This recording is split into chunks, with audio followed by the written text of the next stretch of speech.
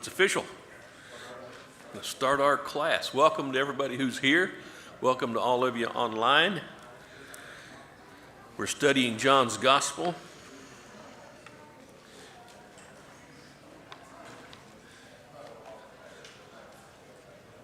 Thank you, Roy. Philip, would you mind getting that door for me?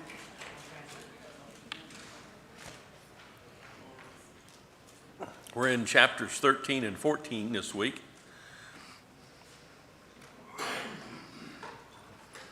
We just might get this gospel covered before the end of the quarter, but it's coming up fast, and we might have to squeeze in an extra chapter here and there. So let's see if we can get this worksheet filled out today, and then we can talk about what's in it. Chapter 13, 1 through 20. When John writes of Jesus, he blanked them to the end.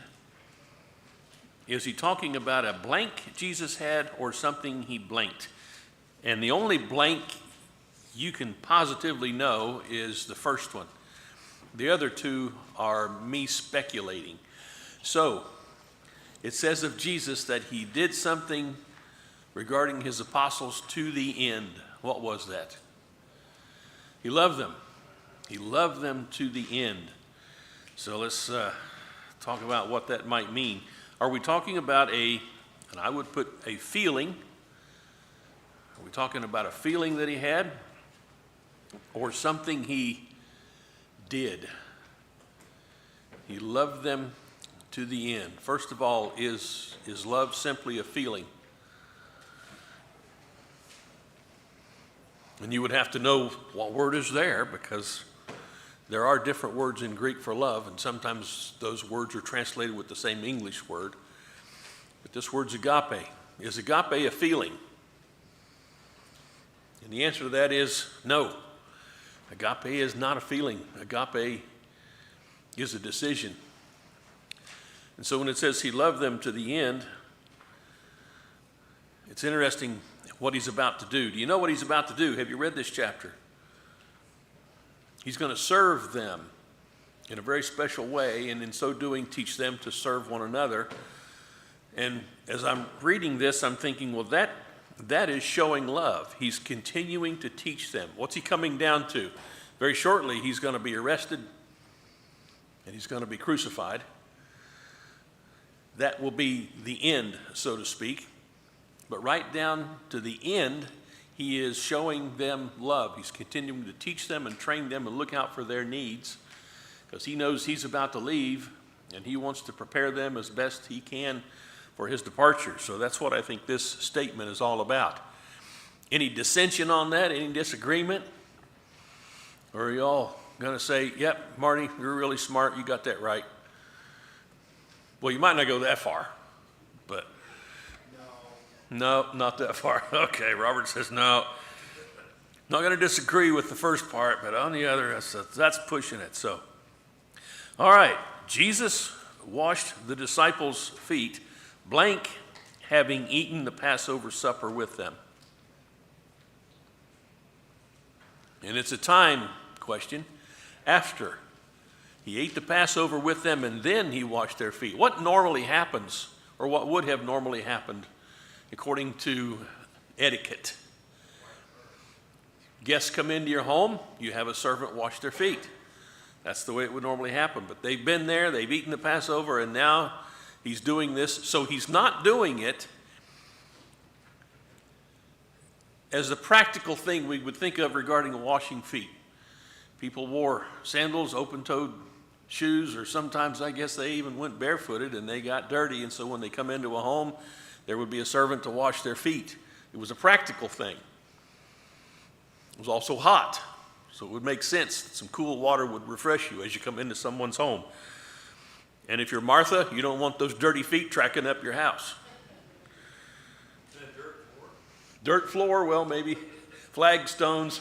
They really had, it's an interesting thing you bring up, because when you go over there and you see how they make things, there's a rock everywhere. And so they made a lot of floors out of rock, and nice floors.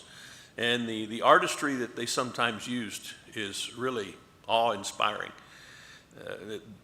These were not a backward people. They had done well. So, those things being said, this is normally the job of a blank blank. And the second word would be servant. The first word would be menial. This was a job typically you gave the lowest servant in the house, a menial servant. And so the one who spoke the universe into existence has prepared himself with a towel and water and is washing feet. It was blank who resisted this service. Peter. You don't even have to read the text almost. But it's like, for everything we find in Peter like this, there's something else on the plus side, on the positive side. Peter's the guy Jesus said, you're the one going to start the kingdom on Pentecost. And then later he said, you're the one going to bring the Gentiles in. You're going to go talk to Cornelius and baptize the first Gentile. That's who Peter was. That's what Jesus thought of Peter. And so here he is resisting, but Jesus has him for a reason as one of his apostles. Isn't that human nature, though, to just somebody helping you or anything like that? It is. It is. You go out to eat and somebody says, oh, I'll get this. What do you say? Wow, thanks. That's fantastic. Yeah, I was hoping you'd pay. Normally we say, no, I'll get it. And even if you can't afford it, you want to pay because why? Because we're proud. We don't want to take charity. What does Jesus say about that? He's available for lunch. So he's taking us all out. I think that's what that means.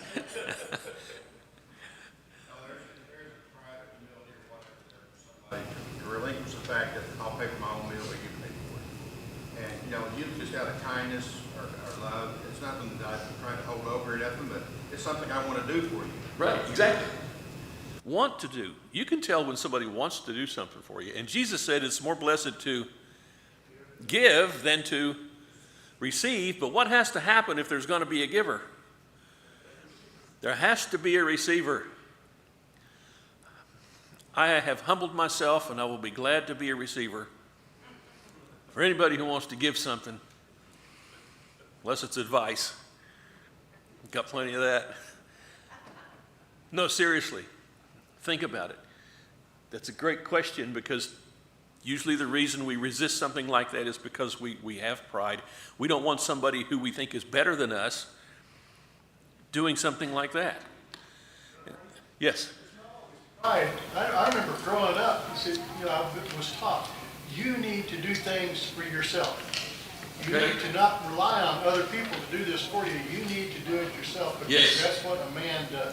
That's right.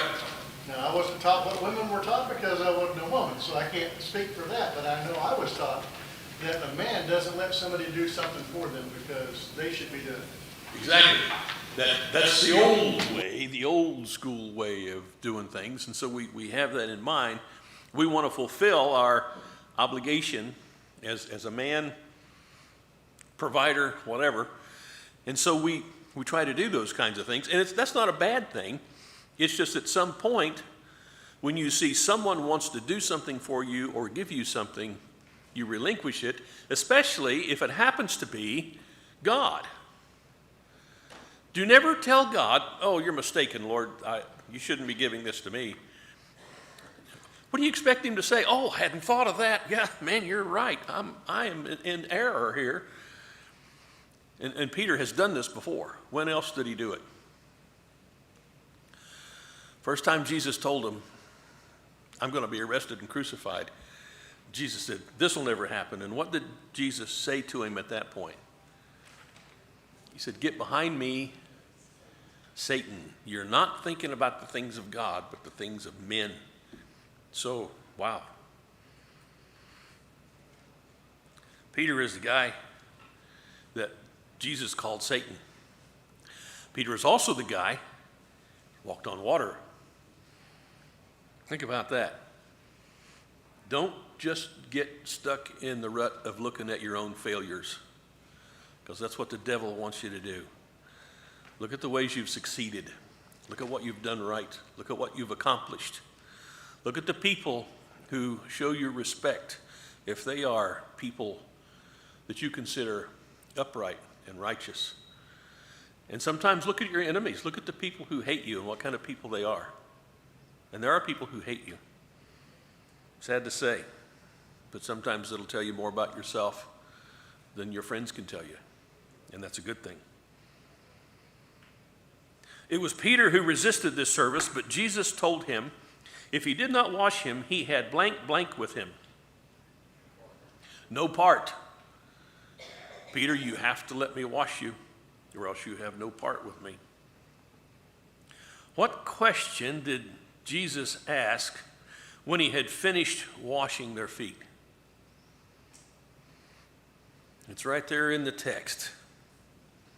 I should have put a verse reference down. Well, first I ought to go to John chapter 13. What question did he ask? Do you know what I have done? Now, what would you think would be the obvious answer to that? Yeah, duh, you washed your feet. There's more to it. There's always more to it. And what's the whole point of it? There you go. That's right. And who are you going to see in that position if you are a disciple, but you are master? And this is the master exempling, showing, this is an object lesson on what service is really all about.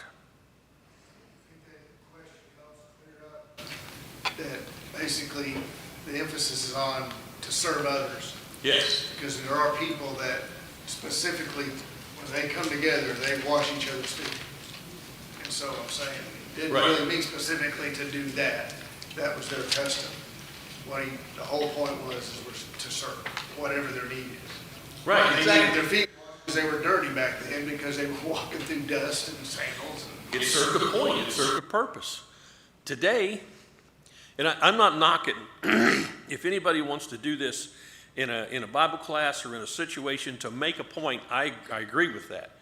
But typically, you invite somebody over to your house, do you wash their feet when they come in the door? That would be kind of strange, wouldn't it? So we don't do that because it goes back to the practical aspect of it. What do they really need when they come in the door? Well, right now they might need to be offered a cool drink, a place to sit down.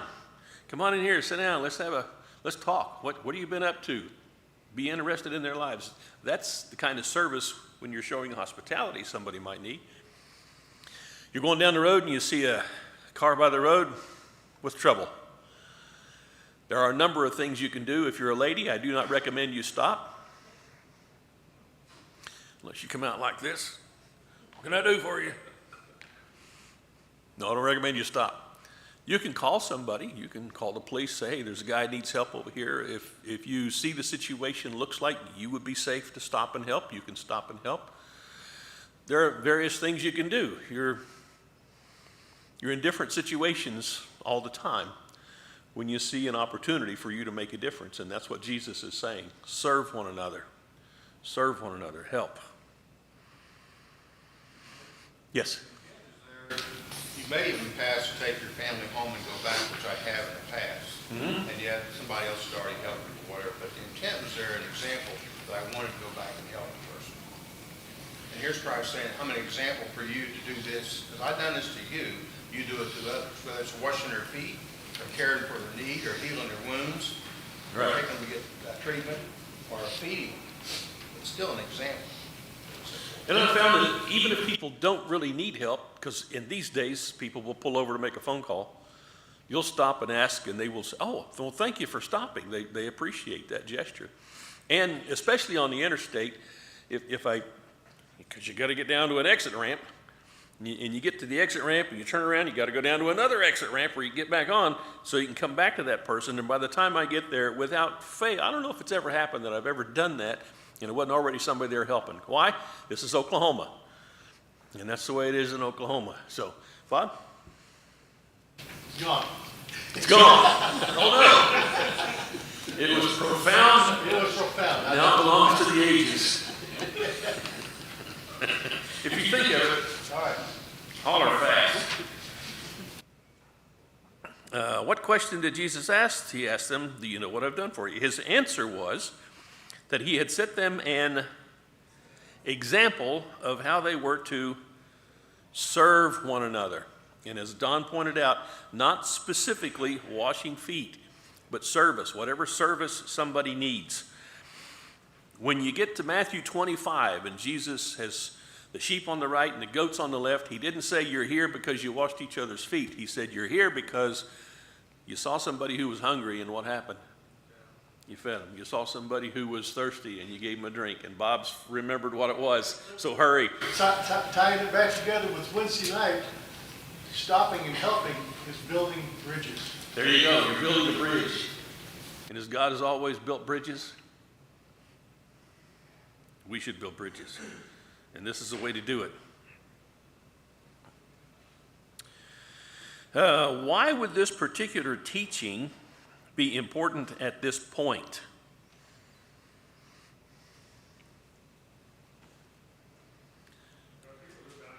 He was about to leave. And what do these guys normally talk about, even when they don't want, especially when they don't want him to hear what they're talking about? Who's the greatest? Who's first? Who's the most important apostle? And Jesus says, that's the way it is among the Gentiles. It's not going to be like that among you guys. And it's almost like I can just see Jesus going, oh man, I'm not going to be here after the next day or two. What am I going to do with these guys? I don't think he ever did that because he's God. But me in that situation, that's what I would be thinking about and worrying about. But he's God. And then the latter part of that, he said that if they knew these things, they would be blanked if they did them. And the answer, the fill in there, is blessed. If you know this thing, if you know to serve, you're blessed if you'll do it. And our worldly thinking tells us, I'm not going to lower myself to that. That's going to make me lower in their estimation and in my own. And Jesus says, no, that's not the way of faith. The way of faith is you know these things and you do them. You lower yourself, you humble yourself, and it'll be a blessing to you. If you do these things, you'll be happy. All right. Doing them. Have we ever thought about being happy or washing somebody's foot? No, we don't. You know. Well, on the other hand, I've had a lot of people do something for me, and I said, well, thank you. And I was happy to do it. Happy to do it. And we are. Doesn't it feel good when you have an opportunity to do something for someone, and you know it's something that they really need and appreciate, and that's a big part of it too, people appreciating things. But even if they don't appreciate it, who does appreciate it? God. When you do it in his name, it's like, look at my boy down there. Look at my little girl. They're doing what I taught them to do, and they're not even getting any gratitude from that goofball they're doing it for. I'm so proud of them. That's the way God sees it. Everything in the scriptures tells us that. It shows us that. He blesses us when we live by faith, even when the world is trying to get us to do otherwise. Looking at the yard after I mowed it and everything, I thought, nobody even said thanks for mowing the yard. You know. So I invented Juan. Juan, the yard man, usually being praised for mowing. Boy, Juan's doing a good job. But Judy did appreciate me having him on the yard. Did Juan have an assistant named Amal? Okay. So if you've seen Juan, maybe you've seen them all. I don't know. Robert's over here thinking about that. Juan Amal. I was just going to say, which one? Oh, we better move on. Jesus quoted Psalm 41:9, so they would blank he was the Messiah when what the psalm prophesied happened. Believe. They would believe. Now hold on. These are his apostles. I thought they already believed. Why would John write this?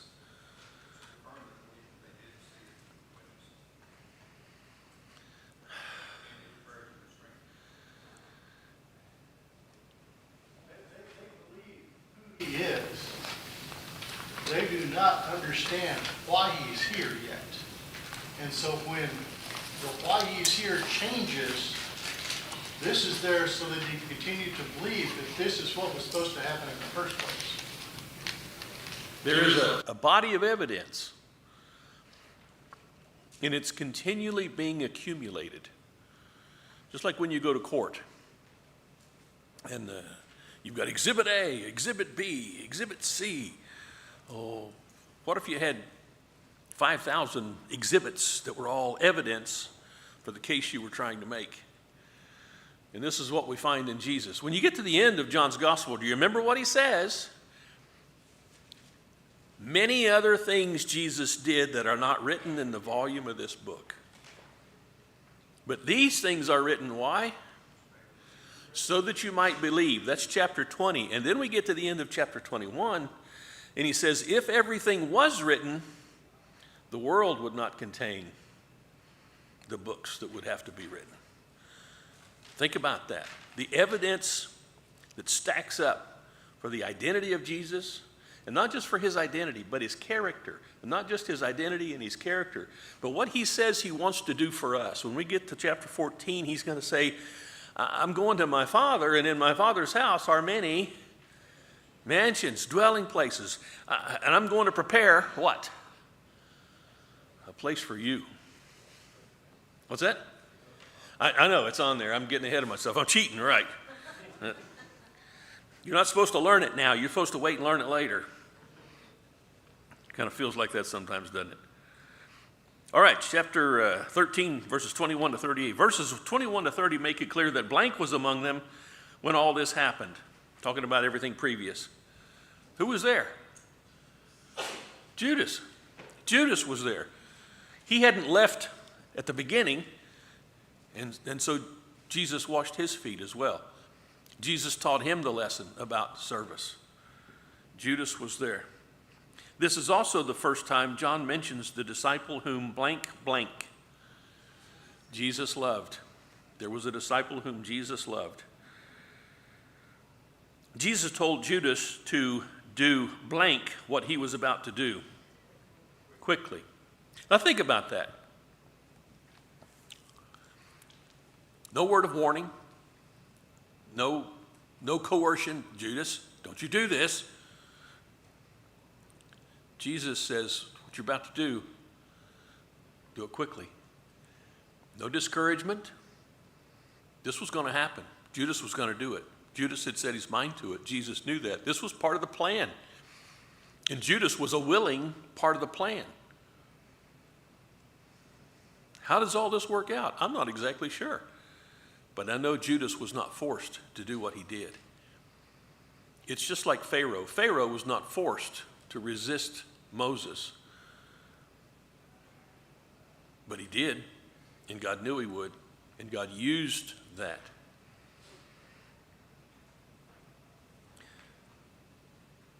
The others had blank blank what he meant by the statement. No idea.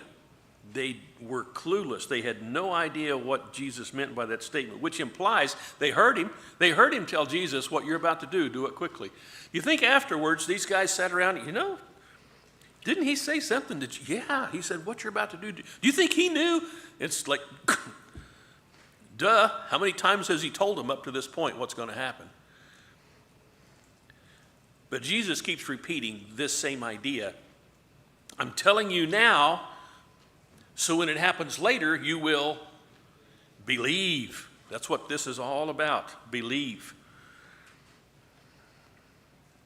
To those who remained after Judas left, Jesus gave them a blank blank, which was for them to blank each other. He said, something I give you is new, a new command I give you, which was for them to love each other. Just as blank blank, just as he did. To me, that's what makes it new. Was the command to love new? No, that's old. They were taught to love each other in the Old Testament, the Old Covenant. When Jesus talked about the greatest commandments, he quoted from the Old Covenant. Love your neighbor as yourself. That's old. But Jesus said it was new because now you've seen how I do it. And so I'm giving you this command all over again to do it as I have loved you. That's a tall order. What claim does Peter make here? And how does Jesus answer him? What does Peter say he will do? He'll die. He'll die with him, die for him.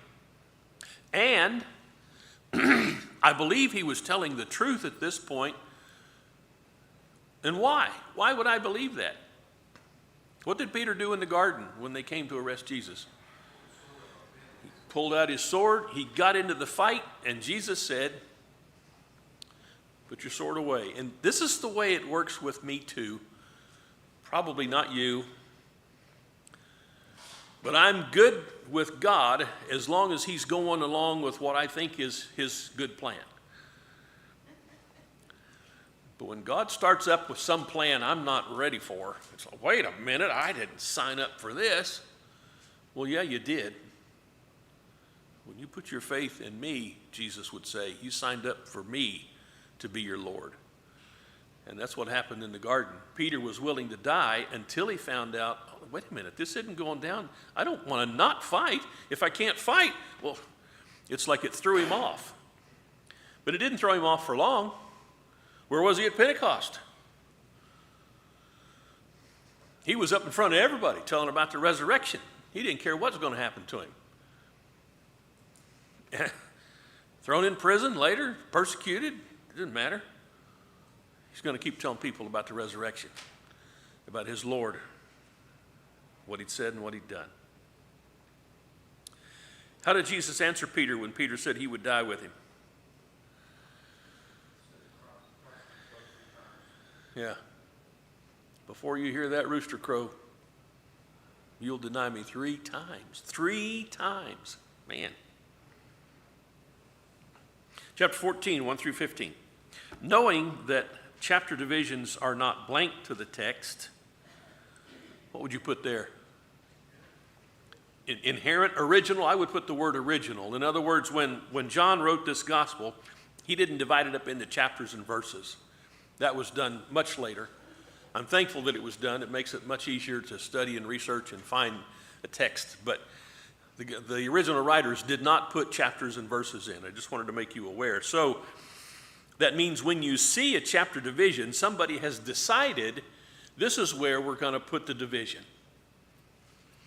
And sometimes I see those divisions and I think, no, that's not the best place.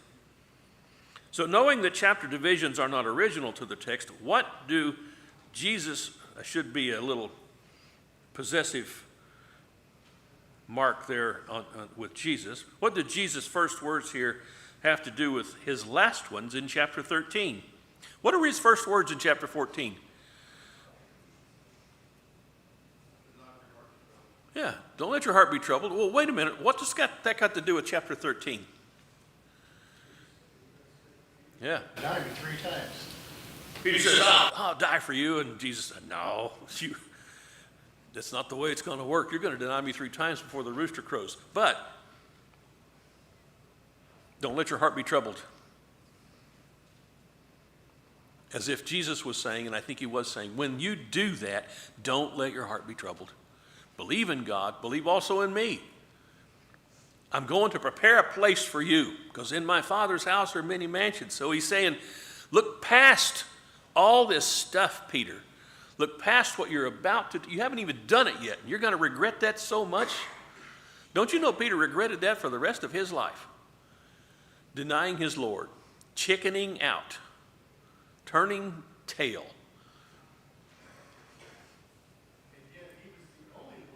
courtyard. That's right. Where were the rest of them?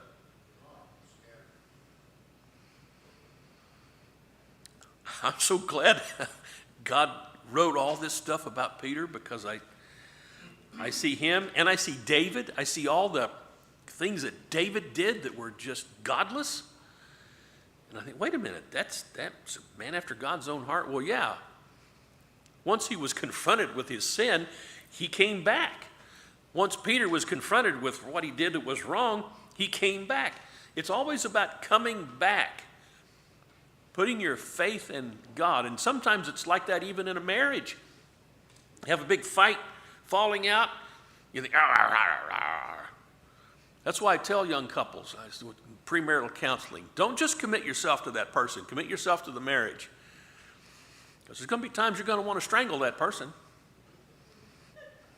But if you're committed to the marriage, you'll hold off, you'll cool down, and you'll work things out, and it'll be okay, and you'll look back and you'll laugh. What are we even fighting about? So in life, give yourself a little grace. God gives you plenty of grace. Give yourself some grace. Peter needed to give himself some grace, and that's what Jesus is saying.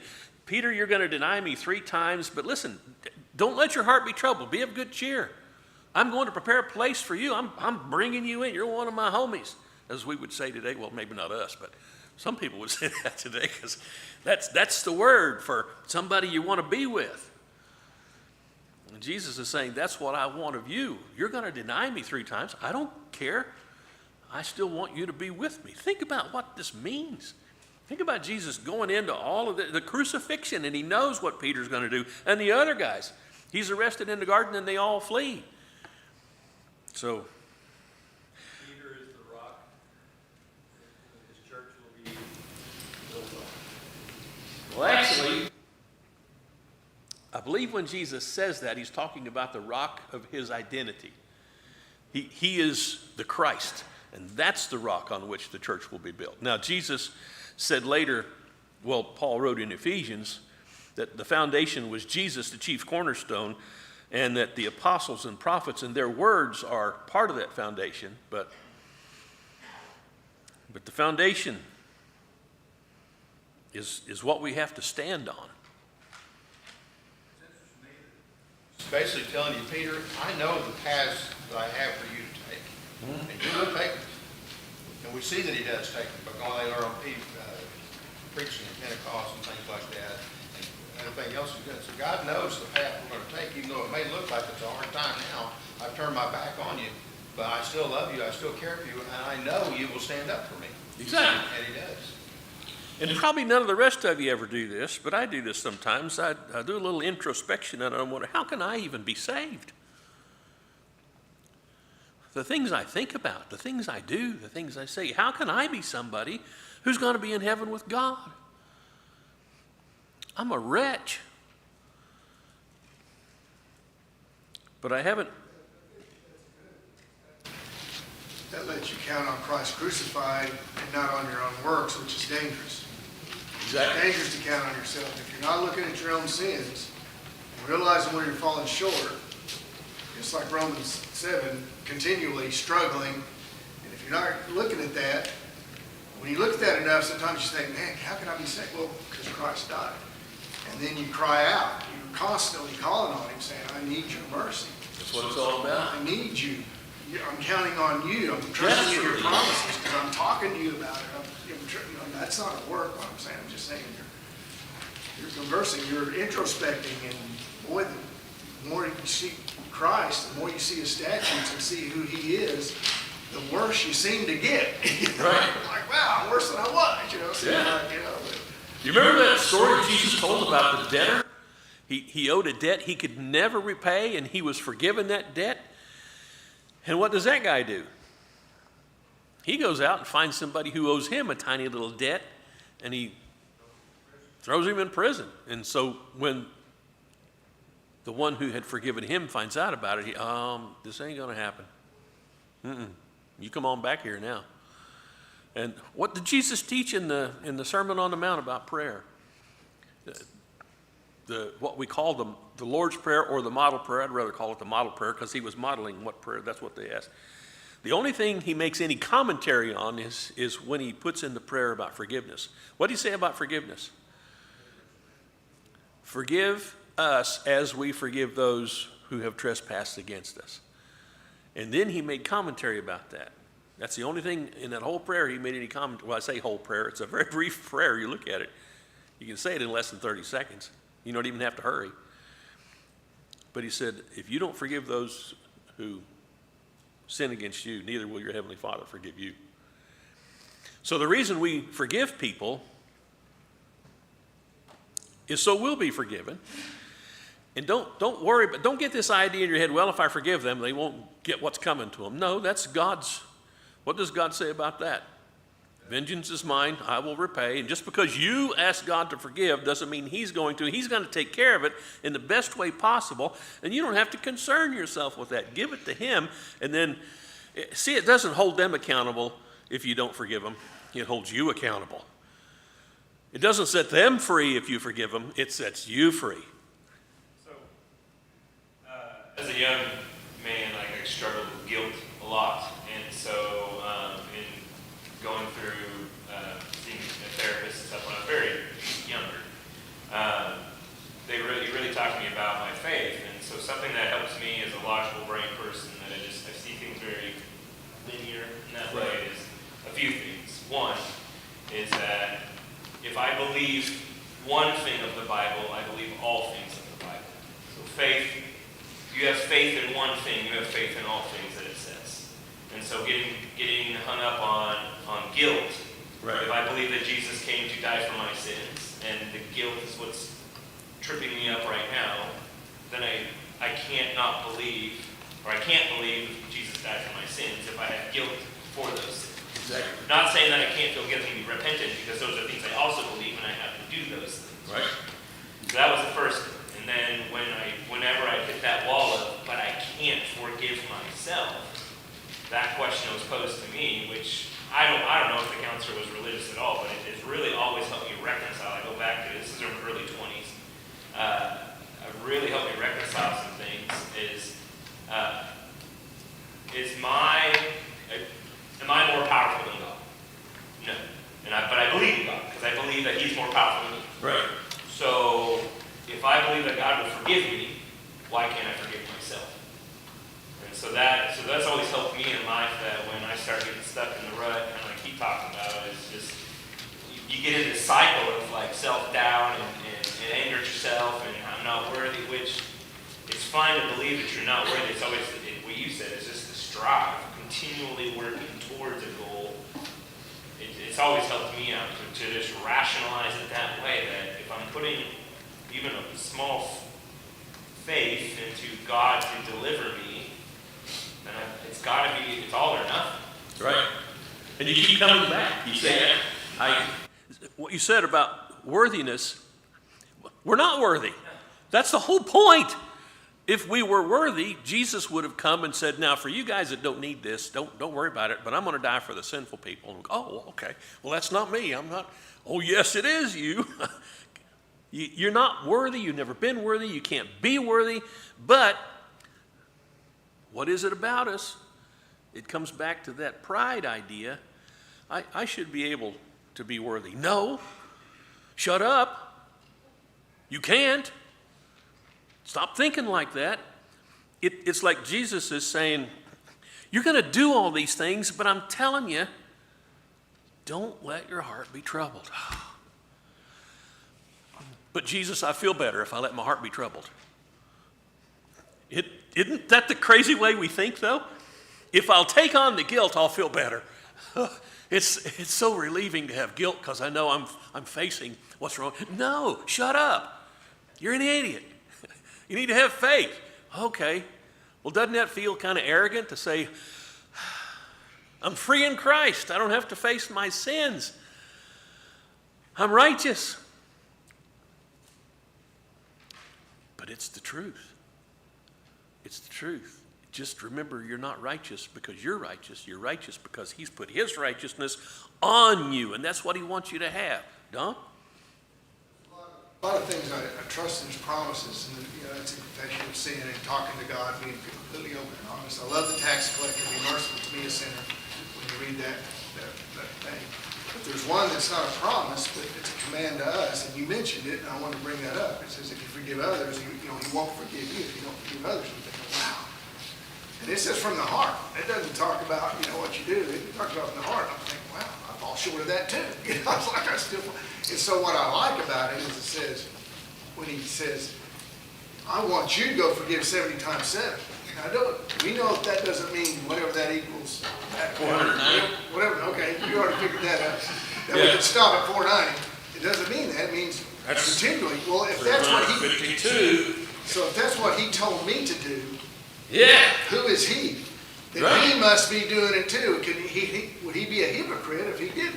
Absolutely. So I have complete confidence and trust Him totally when I'm sitting there. I know you're getting sick of me telling you this. Here it is again. I'll survive it. Or he'll survive it. In 1 John, see if I can find it. Because we're looking at John's gospel, but John comes back and he says this.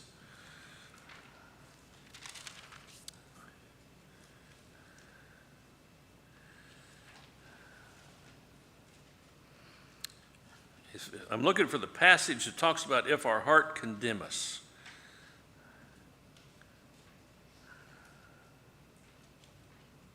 Where is it here? Oh, here it is, chapter 3. See, when I turned to it, I said to myself, I think it's 3:20 in my mind. And then I'm looking everywhere but 3:20, and I look at 3:20. There it is. This is the same apostle writing this letter, chapter 3, starting at verse 18. Little children, let us not love with word or with tongue, but in deed and truth. We'll know by this that we are of the truth and will assure our heart before Him in whatever our heart condemns us. For God is greater than our heart and knows all things. And I think I finally figured out, it just kind of hit me, what it means when it says God is greater than our heart. What does he talk about our heart doing in this text? He talks about our heart condemning us. And then he says God is greater than our heart. What he's saying is, who do you think you are to judge yourself? You're not the judge. I am. And I don't condemn you. Oh, God. What could you read in the Bible that would be better than that? Because we do condemn ourselves. We know we're worthy of condemnation. We are sinners, and the wages of sin is death, and that's what I deserve. That's what you deserve. And so we have this sense of unworthiness for a good reason. We are not worthy. Jesus said, when you call in your servant and you tell him to do this and do that, and he does it all, even when you've done everything you're commanded to do, what are you? An unprofitable servant. Sometimes I think about my work and I think, what am I doing for God? And then I realize if I expended every ounce of energy I had, I would still not be doing anything that I shouldn't be doing. So relax a little bit. Bob? Consciences that are seared, and those are the ones that are not going to feel the unworthiness. So if you are feeling unworthy, rejoice, because your conscience isn't yet seared to the point where you don't feel that way. Jesus had asked a question earlier in John's Gospel. This very thing. It was a Sabbath, and there was a guy there with a withered hand. And what did Jesus do? He said, put your hand out. And he put his hand out. What happened? It became whole. Why were none of those people jumping up and saying, wow, that's fantastic. Your arm's not withered anymore. I'm so happy for you. This is great. Thank you, Jesus, for doing for this guy that I care about something that none of us could ever imagine being done. Who said that? Nobody. What did they say? You did that on the Sabbath. What did he even do on it? He said, put your hand out. And he put his hand out and it was made whole. So when Jesus says, put your faith in me, okay, what happens to us? We're made whole. Do you think that guy with the withered hand ever thought, man, I don't deserve this? I don't know, pure speculation, but I know that's the way we think. And, well, we didn't get through this, did we? Oh, well. There's always next week. Until we don't have next week, until the Lord comes back, until I die. Talking about what's on our hearts when we get to it. So if we don't finish, it's not like, oh, we're gonna fail. Yeah, we failed. I failed. I didn't leave you all the way. Thanks for that. I appreciate you guys so much. Lord bless you.